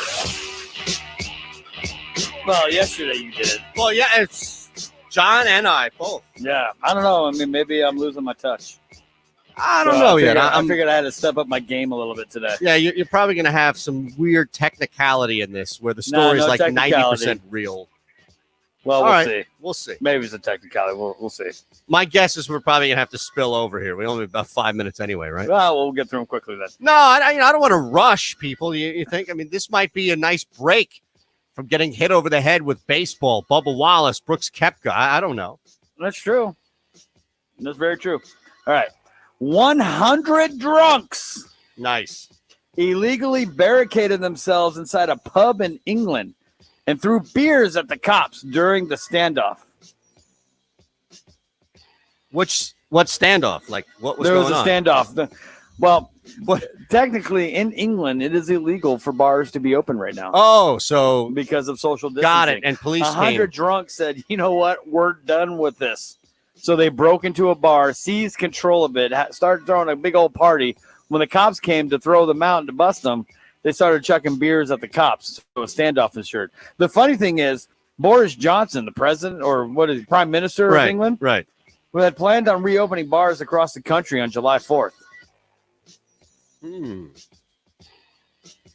Interesting. So that might be a pretty big setback. Forget the numbers that might come out of it or not. It's 100 people. Just the defiance. That could be enough right there. Now, what are they doing? They pouring pints and throwing full glasses of... I think they were pouring pints and just having a great time. Yeah, but what type of beers were thrown at the police officers? Hopefully light, right? Yeah, I mean, like throw the keg of Hogarden out there, right? Yeah, they probably don't have light beer, though. At some point, somebody has to order an Amstel, right? I don't know. Do they even sell Amstel in England? I have a feeling like they don't. There has to I be don't know. some sort of light beer that's socially acceptable to go to a pub in London and order, right? Well, we'll need someone from London to call us. Yeah, and let but us know. we're not talking. I'm sure that there are Miller Lite taps. Like, I'm sure you can get bad American I'm light sure beer, there but is. we're talking about where it's socially acceptable, a beer that you can order and won't be ridiculed as some stupid, ignorant American, right? Yeah. Like, you don't go to Australia and order a Foster's. Do you know that? Yeah, I know. Yeah, because Foster's isn't Australian. It's Budweiser. Well, yes, but nobody drinks Foster's over there. Yeah, no one does. Because it's not Australian beer. Exactly. They drink Bud. It's from Budweiser. All right. What's next? A white woman in Washington, D.C. was arrested in her apartment complex after being mistaken for a black woman due to her excessive tanning lifestyle. So basically, she was in trouble for trespassing. Wow. Because she tans so much. The doorman stopped her and was like, you don't live here. Interesting. So the doorman is the one I'm who... assuming it's the doorman or a resident. Did they call the police? Yeah, they called the police and she was arrested. Unbelievable. And she just has she's one of those who has an excessive tanning lifestyle like other people in DC in a big house. I'm curious, though. I can get pretty dark. My half of my family's Middle Eastern. My dad Israeli. Yeah. So I can get darker, but I can also get pale if I'm staying in the house It might forever. be overboard. It might have been dark in the building. There's some details that I just don't have. My goodness, that is a crazy story in its own right. Well, we're in crazy times. We are in crazy times. Wow, the doorman. Now, that's a hell of a conversation to have with the person who initially called the police. If it's the doorman, we assume, right? The door person. Yeah, I'm gonna assume the doorman or whoever. Do we have to say doorman or door person? I guess we have to say door person. You're probably Okay. right. Have you seen many female door people? No, they're usually a doorman. It's usually like a crotchety old white guy. Well, I've lived though, and when I was in New York, even in Philly, a couple of bigger buildings will have that security in front, right? And now I've seen many of female police officers and security officers, people that I would not mess with by any means. No door women. Yeah, just watching, like the door. It seems to be gender specific. But it seems like a job that anyone can do. Oh, well, yeah, I know. And maybe that part of 2020 is to open this up and allow more women to be door people so you won't have this type of... All right, we'll get to story 3 coming up. We'll recap. So far, though, you definitely have me. Interesting first 2 stories. I'll need to hear the third before we make a final judgment. It's more sports stuff coming up next on the second level. Jay Farner here, CEO of Rocket Mortgage. Making the right financial decisions has never been more important. When you turn to Rocket Mortgage, we can help guide you to those right decisions now when they matter most. Mortgage rates are near historic lows, so now is a great time to call 8338-ROCKET. And if you need some extra money, a cash-out refinance could give you that financial boost you're looking for. Call today at 8338-ROCKET or go to rocketmortgage.com to learn more. Call for cost information and conditions. Equal housing lender. Licensed in all 50 states. NMLS number 3030. You're more focused than ever on keeping your employees and customers safe. Cintas has the products and services you need to feel prepared. Our Cintas technicians can apply our disinfectant and sanitizer spray throughout your facility. Our Ultra Clean service for restrooms uses a sanitizer effective against certain germs, bacteria, and viruses. And we'll help you stay well-stocked with hand sanitizer, face masks, and essential PPE. Visit Cintas.com and get ready for the workday. Liberty Mutual Insurance Company presents. And Doug. Breathe out and repeat after me. Liberty Mutual customizes your car insurance so you only pay for what you need. Liberty Mutual customizes your car insurance so you only pay for what you need. Your bird is eating my candles. Your bird is eating my candles. No, seriously, he's making a mess. No, seriously. Liberty, liberty, liberty, liberty. Get a customized quote at libertymutual.com. My name is Megan Eddings, and I am not only the founder and CEO of Excel Lifestyle, but I am the chemist who invented the Prima antibacterial face masks. Research shows that wearing a face mask will drastically reduce the spread of coronavirus. In some cities, wearing a face mask is mandatory. At Excel Lifestyle, we want to help keep you and your loved ones safe and healthy. Our masks actually exceed the CDC's recommendations as our masks are washable, soft, double layer for added protection, and even antibacterial. Hospitals such as Houston Methodist have purchased thousands of Excel Prima antibacterial masks to help their frontline healthcare professionals stay safe. To buy your mask, please go to excellifestyle.com. That's ACCELLIFESTYLE.com. Once we receive your order, we will ship your mask out immediately. Thank you and stay safe. You're going on a trip, but where are you going to stay? How much will it cost? Well, it'll cost less by booking on besthotelrates.com. BestHotelRates.com works with all the top hotels in the country while delivering you great hotel and room choices for the best prices. Why wait? Go to BestHotelRates.com, enter your email address, and start shopping for your next hotel room. BestHotelRates.com, it's in the name. BestHotelRates.com.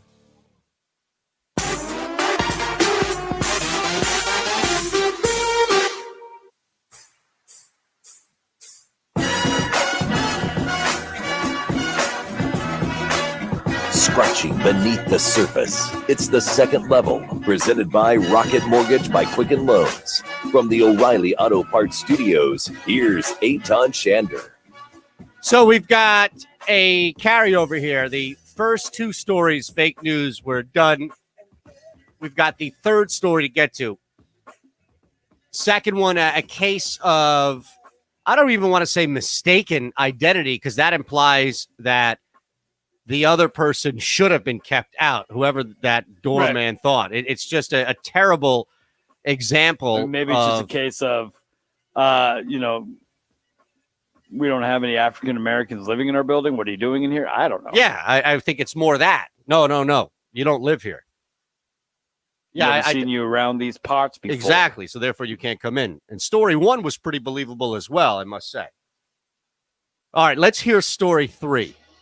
Story number 3. Oh, you even brought the music back? I brought the music back. Why not? Oh, nice. I love it. Mother of the Year drops her son off to rob a store and then becomes his getaway driver, only to be caught and arrested because of Taco Bell.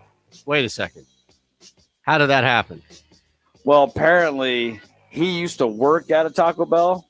Some of the employees of the Taco Bell saw it on the news, recognized the outfit that the robber was wearing, since he just robbed a liquor store, and there were security cameras there, and they phoned the police and said, yeah, it's this guy. So do you think this actually brings up a very interesting moral question here, okay? Let's come back to this, because I want to make sure that I actually get this down in my head. And, of course, my pen is gone. So, oh, no, here it is. I want to make sure I can write this down and come back to this. Turn in former coworker. All right, so let's recap real quick. We've got the crazy story number 2, in which, if that's true, the doorman should be fired. Turning in a former coworker because you recognized his outfit working at a Taco Bell after robbing a liquor store. And then the first story, if you will. 100 drunks. That's right. Barricading themselves in an English pub. After with we a know. And a standoff ensues. Boy, number 2, just to start there, is just unfortunately way too believable for where we are right now in our climate in 2020. Story 1, I could see people, especially since the pubs are closed. I have no idea, because I can see story 3 being true as well, where he would have got away with it if it wasn't for wearing the same hoodie he wore every single day into Taco Bell, or the same pair of jeans, or the same shoe. Oh, I remember those pink shoes, those ugly things that he used to wear in every day. I'm going to close my eyes and take a random shot in the dark and say story 1 is fake. Oh, so close. That actually is true. There were 100 people who barricaded themselves in a bar. 8 were arrested, 7 men, 1 woman, probably for throwing beers at the cops when they came to try to break up the party, a little soiree that they were having illegally. And it is true that Boris Johnson is planning on opening up the bars across the country on July 4th. No word if that's for the American Independence holiday. I doubt it is. So story 2 is fake. Story 2 is fake. Got it. And you just thought it would be believable based on how crazy everything is. I mean, yeah. You know what? It's not mistaken identity. I don't know what you would call it. But that also means story number 3 is real. Mother did drop her son off to go rob a liquor store, served as his getaway driver. And the only reason why the 2 of them were caught was because some former employees of his at a Taco Bell recognized the outfit of the robber and turned him in. So this begs the question. Do you think that you have enough good standing? And we're talking about you'd be on the news robbing a liquor store, right? Not committing anything violent, like as far as I guess robbing a liquor store could be construed as violent. It could be violent. I mean, so let's see. What would be something that would be a non-violent crime that police would need help in order to find you? Stealing something like, you stole a bunch of food or money or something like that, but not Grand Theft Auto. Yeah, on an older car that may or may not have a tracking system on it. All right, let's say you broke into a car. Nobody was in the car. You broke into a 1975, like something along those lines, an old car. You broke into a car and you stole it, and police are looking for help identifying who it is.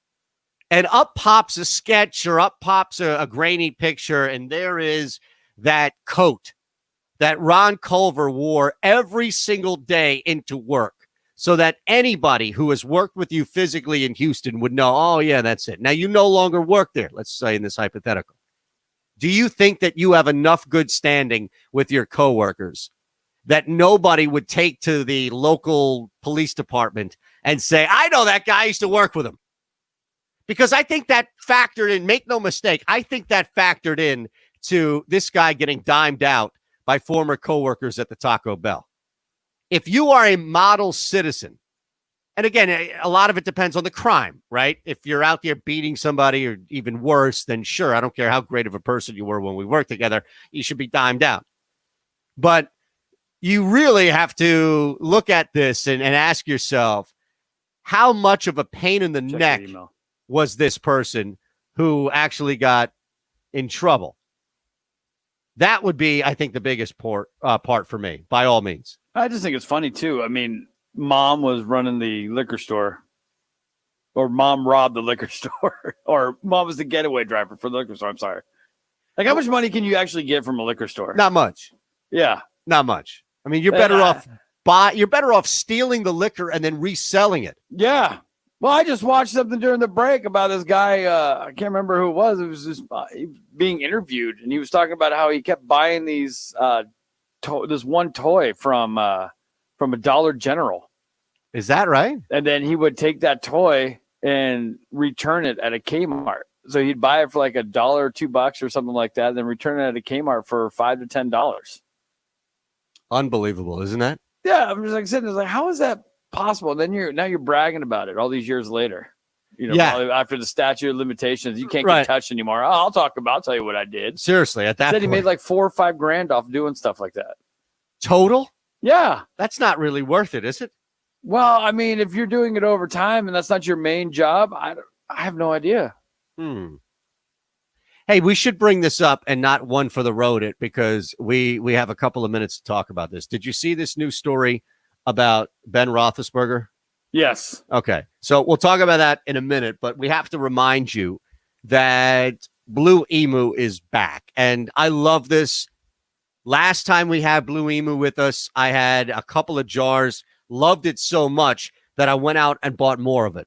I don't care what you're doing. If you're an old guy like me and you're sore after walking 18 holes, or if you're active, you're working out, playing basketball, soccer, whatever you're doing that requires some sort of recovery, this is the best product out there. It's the #1 selling Emu oil brand in America. There's no chill, there's no burn, there's no odor, which is another thing. If you're living with somebody in a quarantine right now, you're asked to stay at home and you're still working out, you're still doing a lot of stuff, you don't want to sit next to your significant other smelling like a medicine cabinet. It's not going to happen. Blue Emu is going to make sure that not only are your muscles and your joints and everything going to feel better, but you won't stink while doing it. It's made in America, and unlike competitors, they don't use this ingredient, which is essentially chili peppers, capsaicin, or menthol,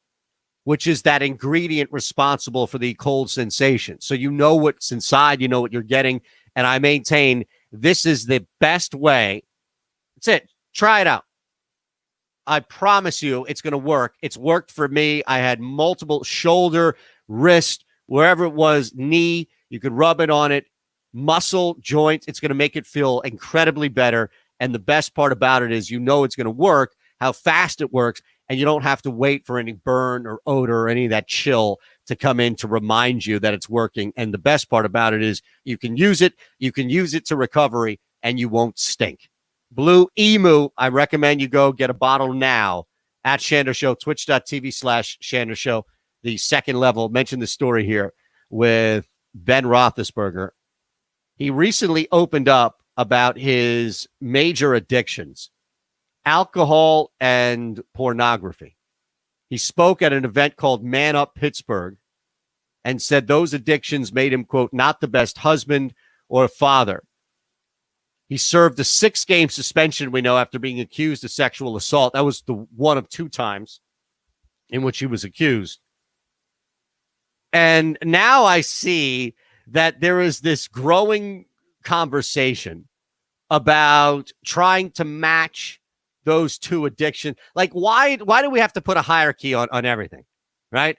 Well, yeah, I get addicted to alcohol, but, well, you know, who's not addicted to porn, things like that. It's $1 billion. Well, alcohol is a pretty big business as well.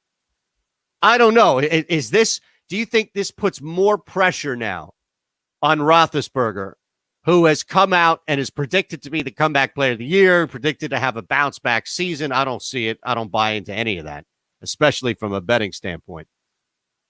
And now puts more pressure on Roethlisberger that he's clean, he's changed his ways, and there's nothing wrong with admitting this and coming clean with this. I don't think that he should be, vilified for that by any means. But I don't know. There's something about this guy never seemed genuine. Remember where Roethlisberger was, I think, one of the first people in the NFL where it was determined he hired a PR firm to search social media, specifically Twitter. And every time somebody tweeted about him, not even just adding, but every time somebody tweeted about him, they would block that account. But what does that tell you? There's just something, and I'm not a Steelers fan, so I don't live and die by that team and owe him anything as far as a Steelers fan is concerned. It just seems like there are people that come across very genuine. Right? I feel like you're about to say something. No. I was, Steelers. I mean, I guess Steelers fan. It's could be one of those love-hate guys as well, where it's like you have no choice, but you kind of have to root for him. Yeah, I could see that. I actually could see that. You're right. Fan, obviously, Steeler fan is all across the country. They're like Packer fan, not as big as Cowboy fan though. But those two, there's a distinct market that those guys seem to be in every single city. That there's a Steeler fan in every corner of this the United States. Right. So there's people ready to die on the hill for their team, and they can get obnoxious. I don't know. How's Philly fan feel about Steeler fan? Well, I think that you guys hate each other. No. There is. Or did you make amends back in the Stiegel days? Yeah, I think there's a misconception that there's some sort of divide here. I tell you, the only two teams that truly despise each other are the Flyers and the Penguins. Okay. That is a major rivalry, and Flyers fans hate Sidney Crosby. Penguins fans rub Crosby in our face. That's a true rivalry. So it's not Houston, Dallas. No. Houston, the Texans can't stand the Cowboys. The Astros can't stand the Rangers, and vice versa. No, there's not that much battle between the two states. Here's another thing, too, is while Pittsburgh is a metropolitan area and a city, it's not as big and it's not as much of a representation of the city in the state.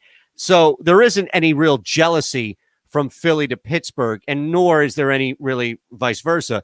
The biggest thing about the football teams is there's nothing. We've been shut up for so long. The Steelers are one, if not the most successful football team, right, of all time when you match up all of their Super Bowls. So there is a sense of why even start that fight? Why even wake up that sleeping giant and to be fair, doing local radio in Philly for so long, they rarely come up from a point of contention where fans will call up and have a problem with something to steal. Roethlisberger, yes, which I think goes back to your love-hate relationship there. All right, we'll wrap the hour. One for the road next. Pushing the odds with Matt Perrault.